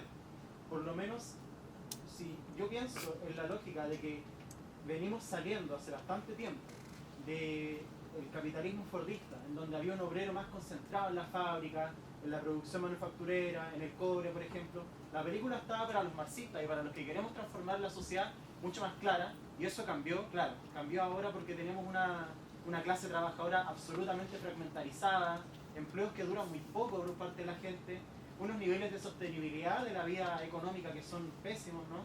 Entonces, lo que yo me pregunto es, ¿cómo es que este concepto de izquierda en red, que nos plantea la unidad de distintas luchas en diferentes momentos no estratégicos, sino que tácticos, nos va a poder llevar, ¿cómo decirlo?, hacia un horizonte socialista? A mí no me hace sentido, por lo menos, porque en términos prácticos lo que hemos observado es que cada movimiento de la clase trabajadora que se expresa a nivel fragmentario, como lo que conocimos del año 2000 hasta el año 2019, que son los famosos movimientos sociales, en donde tenemos las demandas del ambientalismo, las demandas de distintas capas de feminismo, todas, bueno, el profesor en el 2022 dijo, el feminismo de capas medias, que no alcanza a llegar a los sectores de la clase trabajadora más pauperizada. Tenemos a otros sectores de lucha y podríamos seguir explicando cuántos sectores de movimientos sociales existen. Esos movimientos juntaron sus reivindicaciones en un programa y había una especie de táctica coincidente que se expresó en la convención finalmente, que fue lo que recayó el proceso de la revuelta popular. Pero eso no devino en una transformación de la sociedad, al contrario, vino en que la mayoría de esas organizaciones de movimientos sociales se encontraron con una muralla, y esa muralla no era ni nada más ni nada menos que toda la clase trabajadora que nunca había sido llamada por ese 38% que votaba a prueba, ¿no? Compañero, perdón. Entonces, para finalizar mi intervención y plantearle mi pregunta a Carlos, y pregunta e interpelación, a mí no me queda claro al final si este concepto de izquierda en red dice relación con las condiciones en las que está nuestra clase trabajadora hoy día. Yo quería preguntarle, no sé, ¿no hay otra forma en la que se pueda construir política hoy en día, aparte de eso? Yo contrapongo como dos cuestiones completamente distintas una organización en red a los llamados movimientos sociales. Porque justamente los movimientos sociales, como tú muy bien lo indicas, carecen de unidad de propósito, ¿no? Se centran en ellos mismos, ¿no? Incluso se desconocen mutuamente, ¿sí? Para cierto tipo de feministas los mapuches son machistas, y para cierto tipo de mapuches las feministas radicales son unas exóticas. En vez de articular, dividen, ¿sí? Cuando uno le dice a un cierto tipo de ecologista, no, sí, la culpa la tiene el capitalismo, no, eso no es ecologismo, el ecologismo son las ballenas, ¿se entiende? No, lo que necesitamos no son, a ver, en términos de organización, movimientos sociales. Movimientos sociales hay siempre porque siempre hay demandas locales, ¿no es cierto? Siempre la gente pierde la paciencia acerca de esto o de lo otro, ¿sí? Mucha gente resultó ecologista por los pingüinos de un lugar determinado y una minera, ¿sí? Bueno, en algún momento la minera chorreó plata y dejaron de haber ecologistas, ¿sí? Ecologistas locales. Entonces, no, articulación en red significa formular un programa bajo el cual haya movimientos dispuestos a congregarse, ¿sí? Y forman parte de la red en distinta extensión los que están de acuerdo con el núcleo del programa, los que están en desacuerdo con una cierta periferia o perspectiva del programa. Eso es una izquierda en red. No es lo mismo izquierda que movimiento popular. La izquierda tiene una unidad de propósito anticapitalista, el movimiento popular no necesariamente. La izquierda tiene que intervenir en el movimiento popular, formar parte del movimiento popular, pero no coincide con el movimiento popular, ¿sí? Hay que politizar el movimiento popular, que es de suyo, es un movimiento, son movimientos, ¿no es cierto?, dispersos en virtud de demandas, como digo, locales. Ahora, hay toda una cuestión, compren el libro, acerca de la revolución populista, socialista, ¿no? Yo siempre lo digo así con gestos, ¿no? Populista, socialista, comunista, que es otra cosa, ¿sí? Es otro registro, otro tiempo histórico. Lo que yo creo es que hay que politizar el movimiento popular en busca de una revolución populista, revolución, ¿no? Populista. Y la revolución populista tiene un cierto programa digamos, contra el abuso, se podría decir, ¿sí? Es la revolución socialista la que tiene un programa definidamente anticapitalista, pero eso tiene que surgir al interior de una revolución populista. Si usted empieza una revolución populista como Chávez y la convierte en una dictadura burocrática como la de Maduro, no va a llegar nunca al socialismo, desde luego, ¿sí? O si usted empieza una revolución socialista como la de Fidel y la convierte en una sobrevivencia burocrática como la de Díaz-Canel, el socialismo no se va a realizar nunca. Entonces aquí hay una escalada, por decirlo así, revolucionaria. Nada de eso es posible si no hay movimiento popular. Y el movimiento popular no va a llegar a ninguna de esos programas si no hay una izquierda que participe, que forme parte, ¿sí? Eso es como la lógica. En esa voluntad de congregación es donde digo que hay que ejercer la más amplia tolerancia en nombre de un programa, no en nombre de una doctrina, ¿sí?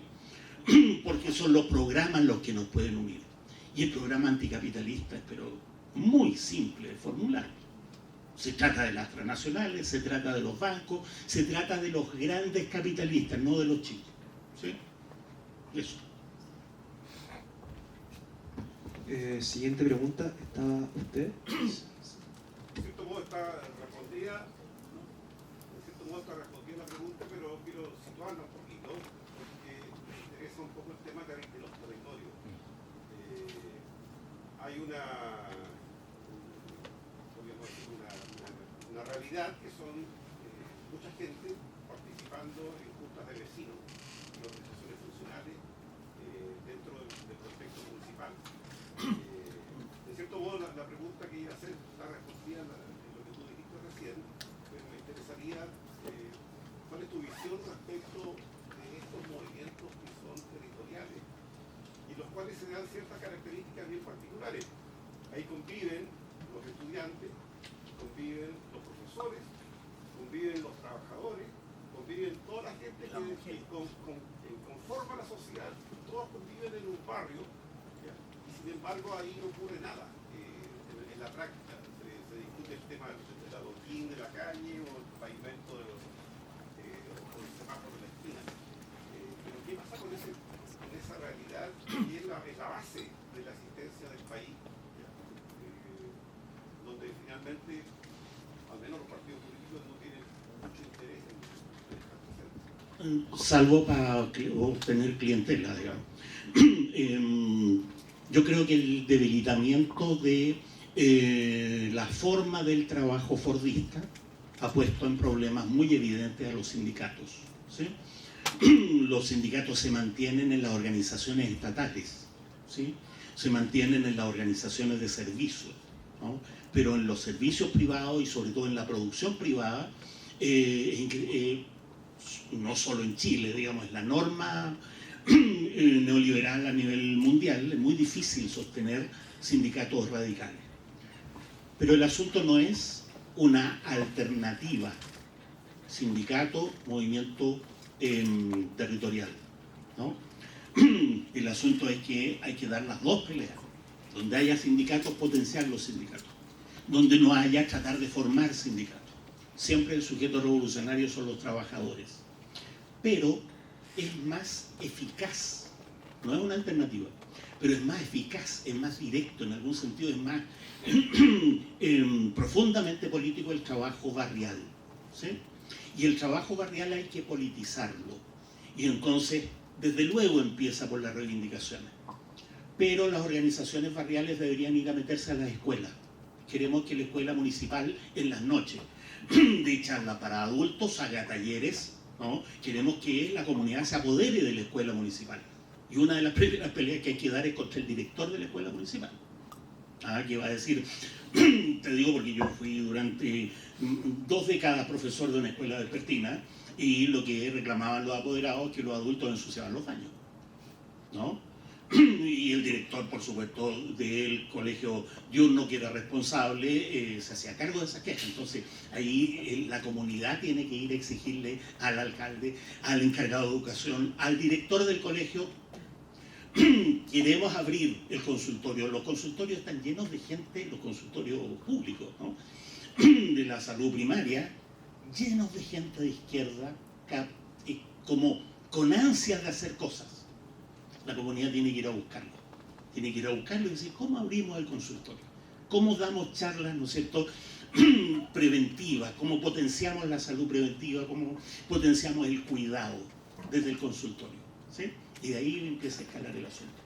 Mi opinión es que en vez de tener una gran concentración, ¿no es cierto?, en la Plaza Italia o en lo que quede de ella, lo que hay que tener son en Santiago 40 concentraciones, una frente a cada municipio, organizadas desde los barrios, ¿sí? Y claro, como tú decías, en los barrios estamos todos, los trabajadores, las mujeres, los estudiantes, los intelectuales, ¿no es cierto? Y es muy bonito porque los intelectuales están como vecinos. Por fin quería tenerlos así, ¿no? No 10 centímetros más arriba, ¿no es cierto?, detrás de una mesa, como vecinos. Yo soy profesor de la Universidad de Chile. ¿Cómo está, vecino? ¿Se entiende? En el 2011, cuando nos pidieron a muchos profesores que fuéramos a hablar a las tomas de los colegios, muchos profesores fueron una sola vez, porque fueron a explicar a Alan Badiou, a tercero medio, y no volvieron más. Y en cambio, qué sé yo, Carlos Ruiz Schneider, ¿no es cierto?, Sergio Grecia, Gabriel Salazar, yo mismo, Manuel Risco, que era un poquito menos amarillo en esa época, íbamos a todas partes, porque teníamos cosas que decir que los estudiantes de primero medio podían entender, ¿sí? Eso es trabajar en barrio, ¿sí? Quiero señalar además que a Clara le dicen Clara, a Juan le dicen Clara, le dicen Juan, en cambio a Remis Ramos le dicen usted. Él le da a Remis.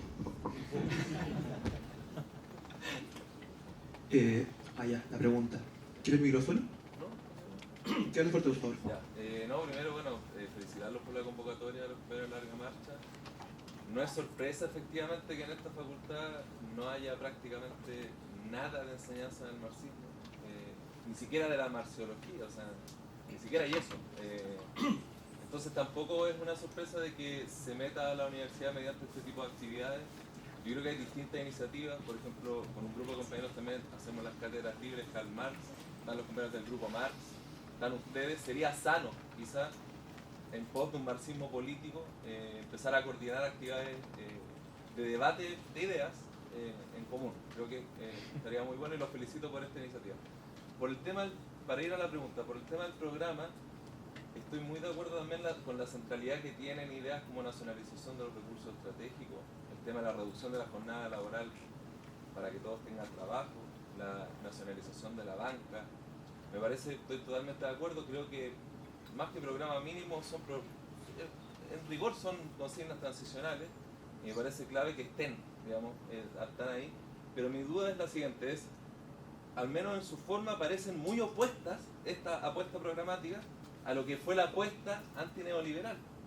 Esta hipótesis de que Chile, de que había un régimen antidemocrático, restrictivo, que había surgido un nuevo Chile desde abajo y que básicamente la institucionalidad no lo procesaba, ¿cierto? La hipótesis del Frente Amplio durante los últimos años, cuyo símbolo es el gobierno de Boric y la Convención Constitucional.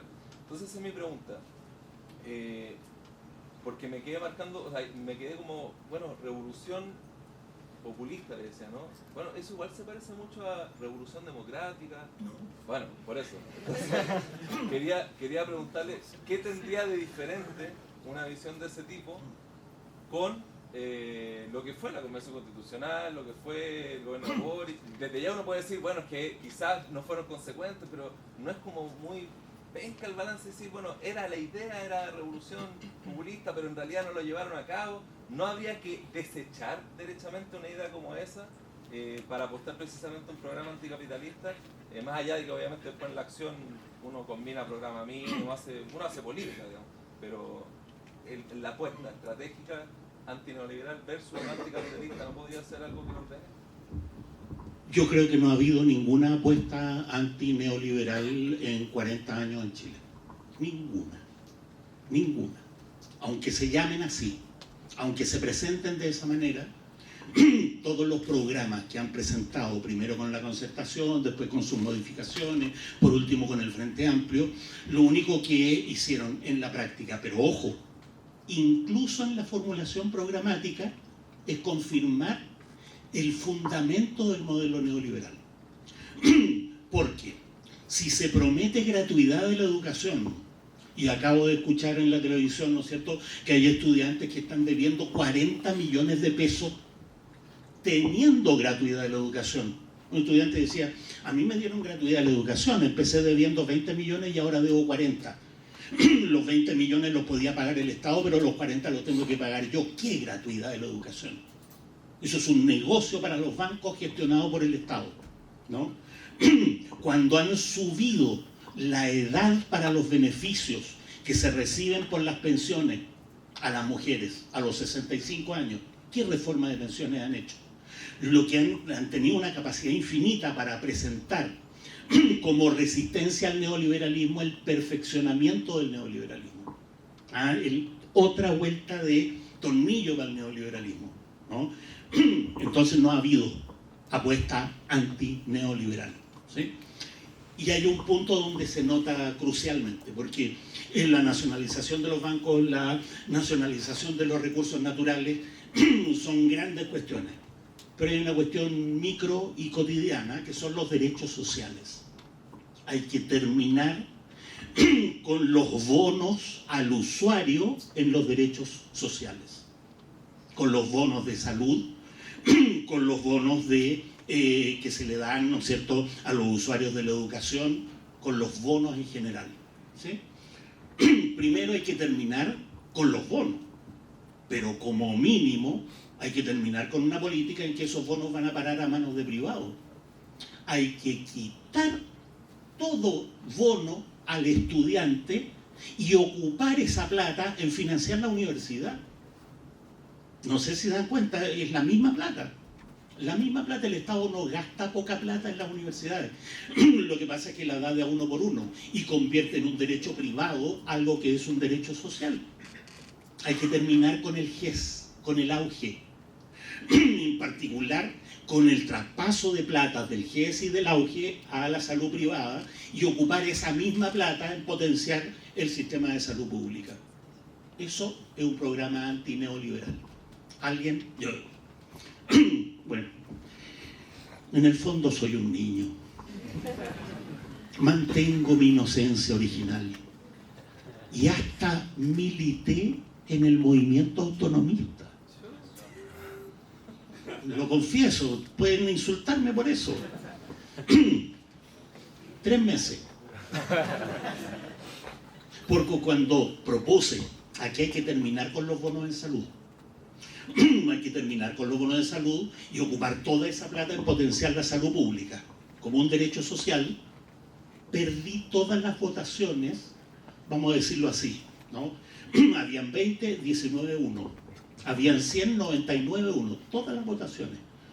Chuta, entonces yo dije, bueno, al menos que haya aborto libre. No, solo en 4 causales. que son las mismas que ya estaban. Perdí todas las votaciones. ¿Qué voluntad antineoliberal es esa? Cero. Boric no fue un traidor, no, fue estrictamente consecuente con lo que siempre había sido, ¿no? Una vehiculización de tipo socialdemócrata del mismo modelo neoliberal. Neoliberalismo con rostro humano, neoliberalismo, ¿no es cierto?, carepalo. Noten que la derecha votó unánimemente por la ley de salud que aumenta el plan auge. La derecha, que el Estado gaste más en salud. La derecha votó unánimemente, después que reclamaron y reclamaron, a la hora de lo que hubo, unánimemente a favor de la gratuidad de la educación. ¿Por qué? Porque las plata del auge van a parar a los hospitales privados y la plata de la gratuidad de la educación, después de la ganancia de los bancos, va a parar a las universidades privadas. Entonces, a ver, hay que resignificar la palabra populismo, que ha estado en manos de todos, pero programa antineoliberal no ha habido ninguno. Entonces, para reducir eso a la cuestión práctica, hay cuestiones grandes, los recursos naturales, los bancos, y hay cuestiones que afectan al ciudadano directamente. La salud, la educación, un sistema nacional de educación, ¿no?, gestionado de manera descentralizada por el Estado, descentralizada desde los municipios, un sistema nacional de salud nacional, estatal, descentralizado. Eso es lo que toca directamente, ¿sí? Muchas gracias. Siguiente pregunta. ¿Alguien quiere hacer una pregunta? ¿Allá? Yo quería preguntarle cómo en este programa está presente también una mirada, si es que la está, de transición ecológica o orientada hacia la justicia climática. ¿Cómo aborda la crisis y el colapso climático este programa con orientaciones marxistas, pensando en que se plantea una nacionalización de los recursos? Eso sí es tan distinto al desarrollismo del siglo XX, y cómo se plantea considerando este otro componente climático, ecológico. Desde luego no hay revolución populista, socialista o comunista si no hay planeta. Una cuestión básica. Pero note usted que a Chile le va a costar muy poco cumplir con la cuota de emisión de gases.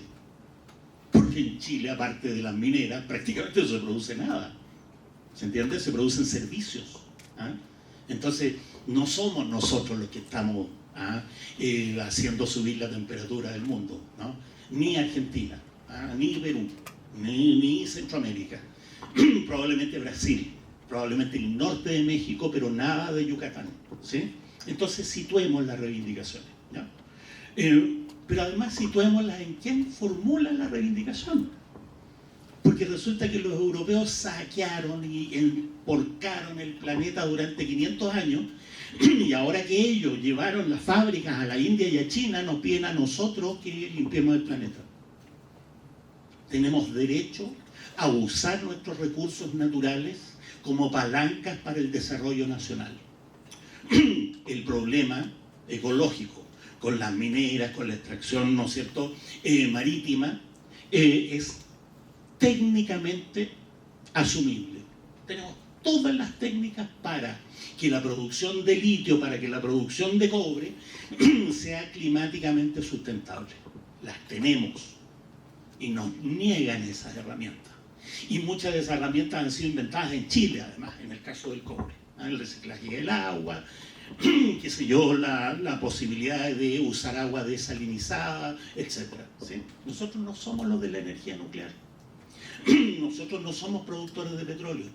Entonces, yo diría, nuestro programa es plenamente compatible con una perspectiva ecológica. Y solo resulta dificultoso cuando esa perspectiva ecológica está planteada desde Luxemburgo, en que nos piden a nosotros que no elevemos los niveles de consumo porque ellos ya los tienen. ¿Sí? Eso. Profesor, pero ¿cómo entran en esa discusión el problema de las forestales, por ejemplo?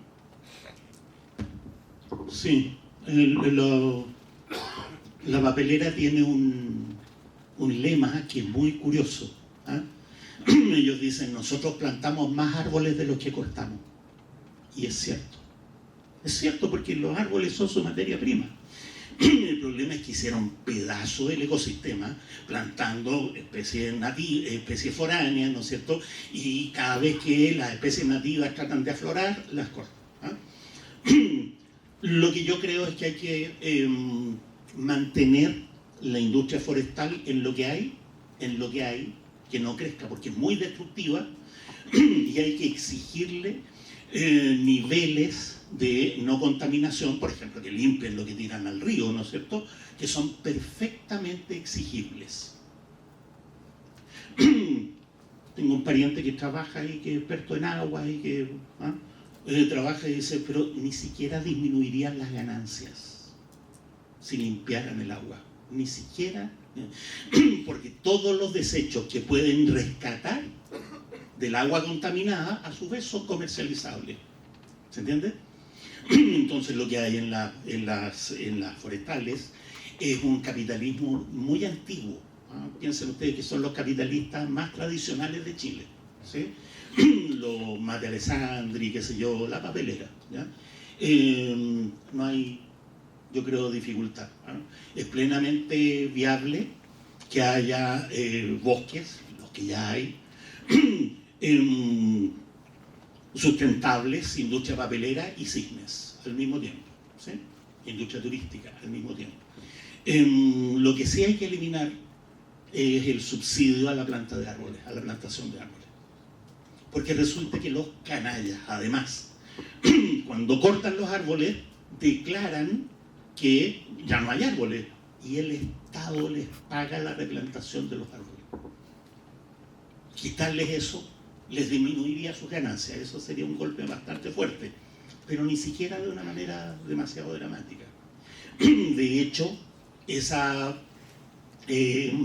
posibilidad de subsidio a la plantación de árboles no existe en ninguna parte del mundo.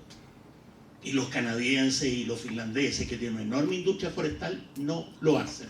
Y desde luego, porque obviamente quitamos el subsidio y si no plantamos más árboles, los van a plantar igual. Y como le cobramos un 30% de royalty, se van las mineras. En alguna vez un candidato relativamente progresista dijo que se vayan las mineras. Si las mineras se van, Chile va a ganar más plata. Porque nosotros vamos a realizar la renta y no ellos. ¿Sí? Eso. Muchas gracias. ¿Alguna pregunta? ¿Alguna compañera que quiera hacer alguna pregunta? ¿No? Si no, continuamos contigo, que ya sería la última pregunta, unas dos más, o la última. Voy a hacer la pregunta y después el contexto. ¿Cuál es, un poco lo que comentaba aquí el compañero atrás, cuál es como el rol que le atribuye usted o la importancia a las gobernanzas locales, o a los cargos de representación popular, o de elección popular, concejal de alcaldía? Ahora el contexto, o sea, yo lo conozco usted a raíz de justamente la experiencia de lo que fue la Universidad Abierta de Recoleta en 2019, introducción al marxismo, un curso que partió con 200 personas, terminamos siendo 7, 8, ahí estaba yo.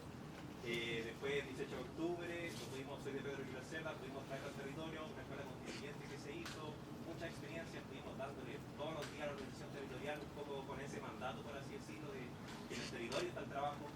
Pero cada vez que nos enfrentábamos al tema electoral, nos íbamos debilitando. Bueno, la pandemia obviamente hizo lo suyo también, pero llegaron las municipales, la pregunta, ¿participamos o no participamos? Un grupo que sí, otro grupo que no. Ya. Logramos participar, levantamos un candidato independiente, junto con el Partido de Igualdad, que nos dio un cupo, salió electo, pero el candidato aconsejando cumplió el mandato popular, que era reforzar el territorio. Se dedicó a lo burocrático. Después la elección, a lo burocrático.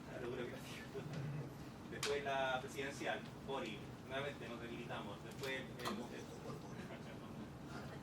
concejal sí. Después el en contra, o sea, el rechazo, después el en contra. Y así cada vez menos, hasta que volvió a aparecer la municipal. Y ya éramos mucho menos de lo que éramos en ese entonces, era como participamos o no participamos. Fue como ya, volvamos a apostar de nuevo. Y me tiraron a mí. Y arrasamos, o sea, salí electo, independiente, buscando firmas. Le ganamos ahí a toda la mafia de los partidos. Y estando ahí, ya voy para los 2 años. Pero ahora tiene que evitar las amenazas de muerte.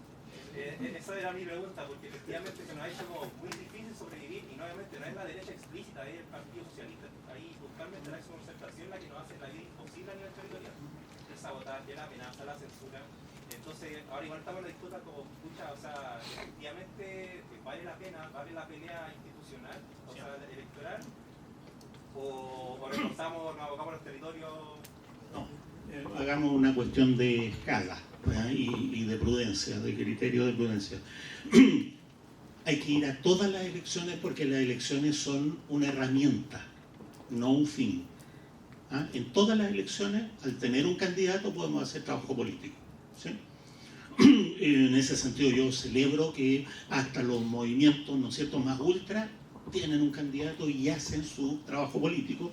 Piensen, por ejemplo, en el compañero Altés, que saca un 0,3, pero deja un mensaje que va mucho más allá del 0,3.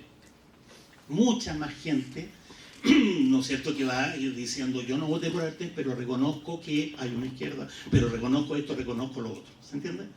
En todas las elecciones hay que ir porque son una herramienta. Ahora, en escala, ¿sí? Las elecciones que valen la pena son dos. Las de concejales y las de Gore. ¿Ah? Cuando estaba en el movimiento autonomista salió alguien ahí a militar. ¿Por qué? Porque quería ser candidato a Gore. Y todos lo miramos así, ¿cómo? ¿Por qué quieres? Y entonces él dijo, miren, el Gore es el hombre del maletín. ¿Ya? Por eso Mariana Elwin es Gore, no, Gore, ¿sí? El gobierno regional, no diputada, porque saca plata del gobierno regional para el partido, ¿sí? Entonces hay que ir, ¿ah? Hay que ir como mínimo a denunciar, pero como base para el trabajo territorial, ¿sí? Hay que llevar candidatos a diputados. Y si salen los diputados no hay que tener ninguna esperanza de que una minoría de 3 o 10 diputados se la puede contra 140. ¿Sí? No, de nuevo los diputados son para denunciar, tienen privilegios, pueden acceder a información y en ese sentido pueden ser muy útiles si son de izquierda. No si están dispuestos a pelear, a firmar el 15 de noviembre. Esos diputados no sirven para nada. ¿Sí? O si se van para la casa a las 3 de la mañana para que la UDI pueda firmar junto con el Frente Amplio. No vayan a creer que estoy hablando de Camilo Vallejo. Se fue para la casa el 15 de noviembre, porque la UDI puso como condición de que en la firma no estuvieran los comunistas. Entonces Gabriel Boric muy amablemente le dijo a Camilo Vallejo y a, ¿cómo se llama la diputada, la otra diputada comunista? No, una señora mayor. A la Carmen Hertz. Saben que tenemos un problema. Estamos a punto de firmar, pero no quieren que aparezcan los comunistas. Ah, ningún problema, nos vamos para la casa. Se fueron para la casa y después, carerraja, dicen, nosotros no firmamos el acuerdo. ¿Se entiende? Porque esto es un problema técnico, ¿eh? Hay carepalo, hay fortaleza de rostro y hay carerraja.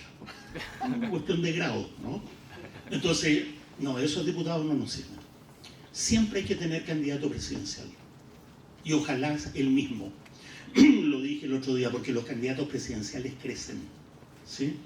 Ahora ya no tenemos Artés, pero hay que levantar, ¿no es cierto?, a alguien que sabe que no va a salir, pero que está dispuesto a hacer el rostro de una actividad política concreta y que además va a tener su minuto de fama en la televisión, cosa que no es menor, ¿sí? No es menor para dejar, ¿no es cierto? Piensen que cuando, ¿cómo se llamaba el candidato ecologista que hubo en algún momento? No, después, más joven que él. Era de Oceana, Marcel Claude. Marcel Claude aprovechó su minuto de fama para denunciar a las pesqueras, para decir si las mineras quieren irse, que se vayan, y de pronto le sacaron que era papá corazón y no pagaba la pensión. y la hija y la señora salieron a defenderlo. Y sin embargo quedó para siempre como no paga la pensión. ¿Se entiende? Entonces noten el valor de ese minuto de fama. Lavandero no alcanzó ni a tenerlo y lo acusaron de pedofilia. ¿Por qué? Porque Lavandero encarnaba como heredero de Tomic la gran cruzada para la renacionalización del cobre. No alcanzó ni a llegar, para que vean lo importante que es tener un candidato presidencial que diga A, B y C. La estrategia con Artés es decirle, sí, claro, qué emocionante usted, qué bonito que haya gente como usted. Así. Esa es la estrategia, porque Artés no tiene nada que sacarle. ¿Se entiende? Entonces, participar en la elección así, como herramienta y con esos grados de esperanza de éxito, por decirlo así. ¿Sí? Ahora, si los socialistas son la dificultad, lo más probable es que detrás de esa dificultad esté el narcotráfico. ¿Sí? Muchas gracias, profesor. Revelador. Creo que la última pregunta, porque estamos en la hora, me la hago la compañera ahí, perdón. Sí, cada 5 minutos. Mi nombre es Luciano. Disculpa, perdón. Más fuerte, por favor, o con micrófono, si es posible. Hablo más fuerte. Mi nombre es Luciano, estudio en esta facultad y soy de San Antonio. Nos resulta San Antonio, Puerto, hay un proyecto de megapuerto, interesado en Estados Unidos, tiene un gran apoyo del Estado. Y las actuales empresas que operan en San Antonio, bueno, una es un capital árabe de Dubái, otro de Estados Unidos y el otro grupo, si no me equivoco acá, Concha Vial, González Vial. Bueno, la pregunta a la que voy, por eso hago con este preámbulo, es ¿cómo sería posible un socialismo aquí y ahora en Chile, considerando el lugar que este país ocupa en la división del trabajo internacional, pensando en la matriz productiva que tenemos, en la cualidad de la mano de obra que tenemos y en los tratados en los que actualmente estamos y en la geopolítica que está sucediendo en este momento en el mundo, pensando en qué sé yo, China, cómo está tomando preponderancia, etc. Lo digo brevemente. Un socialismo aquí y ahora en Chile no es posible. Y no solo no es posible ahora, no es posible en un buen rato. Porque en Chile no hay ni siquiera movimiento popular. Que es la primera cuestión mínima. En Chile no hay una izquierda que anime al movimiento popular. Que es la segunda cuestión. Entonces no tenemos ni una posibilidad de pensar, ¿no es cierto?, vamos a hacer una revolución populista aquí. Primero, la construcción. ¿Sí?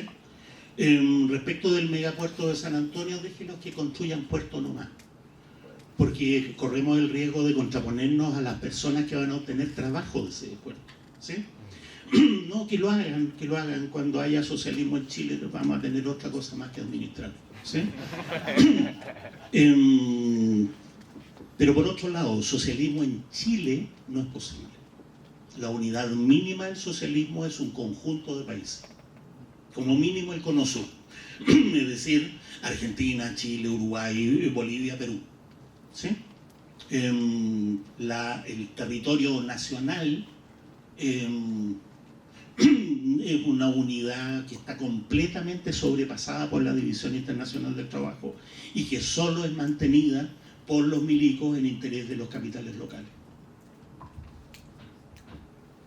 Bueno, damos cierre a este espacio. Muchas gracias por la convocatoria. Un aplauso grande a Constanza, a profesor Grau, a Benjamín, a todos ustedes. Muchas gracias y estado juntos. Que estén muy bien.